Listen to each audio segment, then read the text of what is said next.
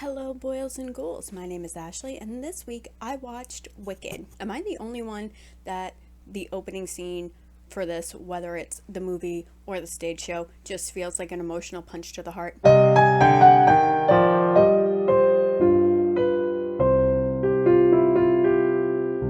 Okay, so I went and watched Wicked with my family, and let me tell you, I'm the only one who knows this story, right? I've seen the stage show twice, both original cast and a touring cast. So I'm the only one who knows the story. And I got asked so many questions.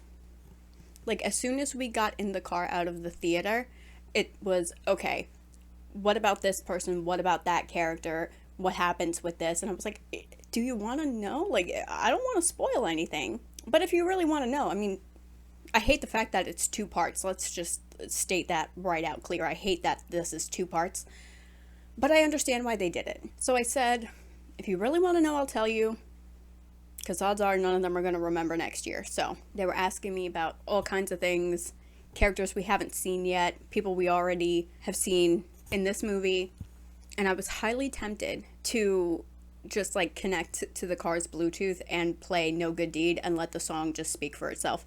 But I didn't do that. And I was asked questions that I didn't give an answer to, or something was said about interactions with characters in The Wizard of Oz and how they pertain to Wicked, and that I was just not going to answer because I didn't want to give too much away. Did I love this as much as I loved the stage performance of it? Yes. I think it's perfect. I think Ariana Grande was a fantastic choice for Glinda. Which was another thing I said before we even went to the movie. I said, if any of you have liked Glinda before, you're probably not going to like her now. I personally never liked Glinda. Because even as a kid, Wizard of Oz Glinda just seemed kind of like, I don't know, annoying, not nice. Like, the first thing you say to somebody after their house falls out of the sky is, are you a good witch or a bad witch? What kind of thing is that to say to somebody? But, again, Ariana Grande, I think, was a fantastic choice. She plays her very well. And it's very true to Kristen Chenoweth's portrayal of Glinda. Now, Cynthia Erivo as Elphaba is amazing. Her voice is fantastic. The way she made the music true to its original form, how it's written, but making it like her own in the way she delivers some of the lyrics is amazing. I love her as Elphaba, and she looks great. They did her so well with the green and like the little freckles. Her glasses, I don't even need glasses and I want those.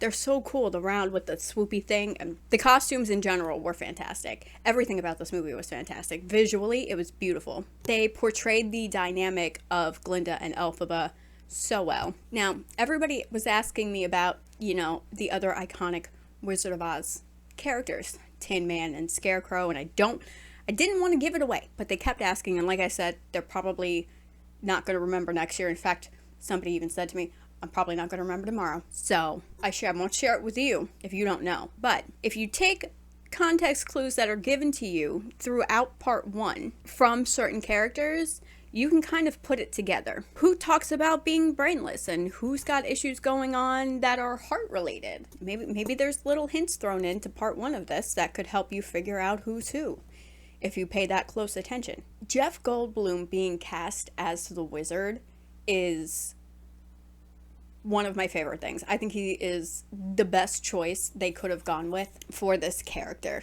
because he kind of has that energy that, like, how do you describe it? I want to say like Wizard of Oz-y type feel to him, but that guy's not really a wizard. That guy's a con man. I hate the wizard for a lot of reasons. But I think he played that character very well, because Jeff Goldblum himself is is eccentric the right word? Maybe. And I think that ties in with the wizard and the way he is. He's kind of like a dreamer, not really necessarily in the best way. But he's like an inventor and kind of a creator in his own respect, while also, deceiving the people of Oz, because they're obviously not that they're not that smart, maybe, or the fact that just because he comes from a different world and thinks differently, he was able to trick them all.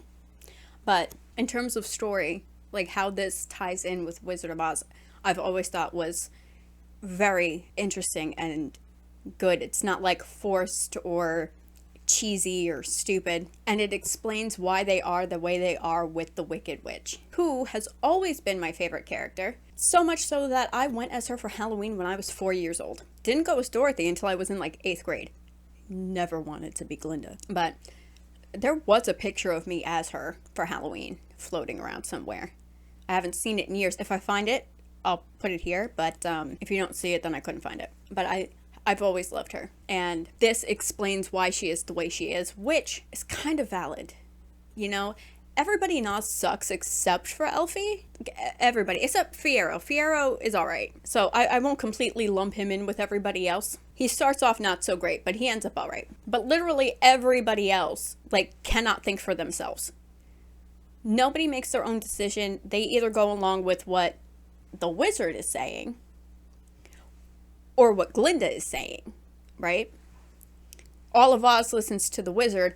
Everybody in their school listens to Glinda. Nobody ever makes a decision for themselves when it comes to Elphaba. And that's just not right.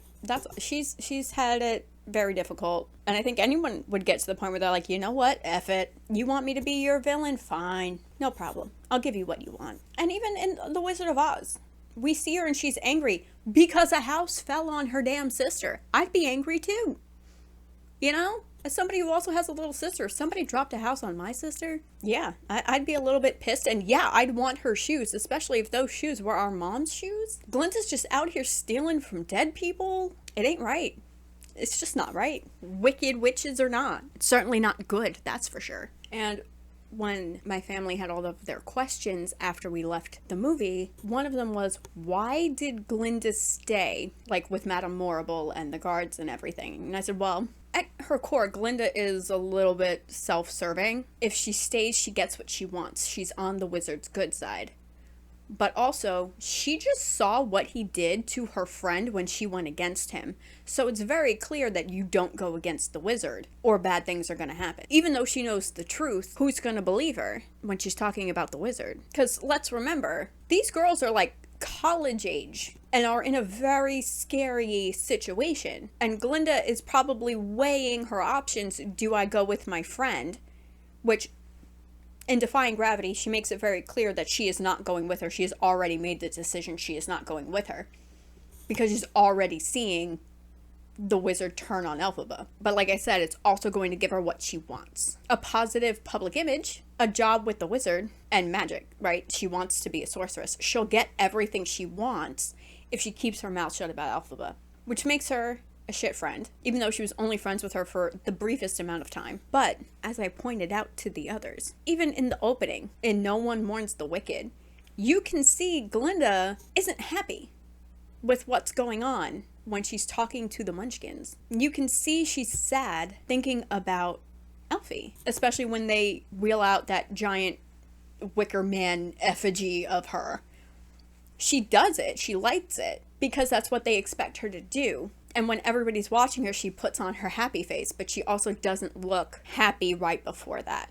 And you can tell it's maybe bothering her a little bit, but not so much that she's going to fight for Elphaba. They're celebrating her death at this point, so she's not going to say anything. There's no point now. She made the best choice for herself in the long run. That's what a lot of people would do. Would I do it? Probably not, but then again, I am an Elphaba person, so odds are I would be on the opposite end of this situation. That song, that opening, whether it's the stage show or this movie, is always like a punch in the heart for me. Because there's something just wrong about watching people, like, celebrating a death. I understand they think she was an absolutely horrible villain and I know stuff that they don't know, and maybe that's why it bothers me.